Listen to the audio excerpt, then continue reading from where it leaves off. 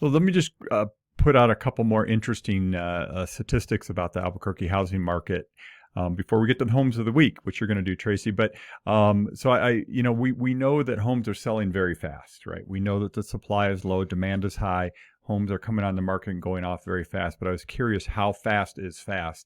And what I found is that 30% of the homes that came on the market and that sold in January, February, 30% of them sold in 2 days. As in an offer was accepted and they came off the market.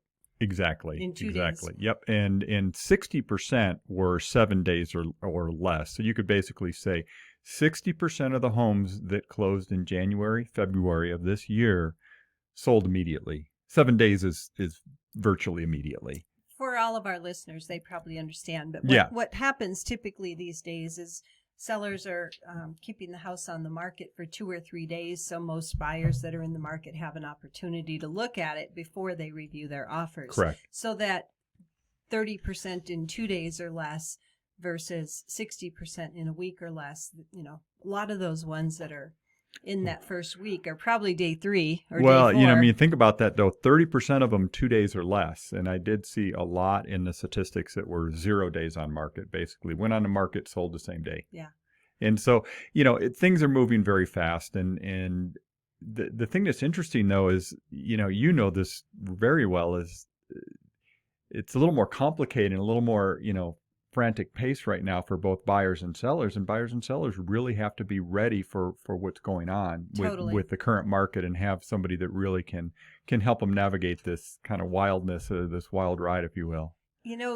We're seeing even people who are thinking about selling their home themselves are using a realtor these days because of our ability. When we work with so many buyers and sellers, we know the negotiating tactics. We know how to make sure that it's a win-win for both the buyer and the seller. So when we come together and represent that seller, we're really doing a great job for them. Yeah.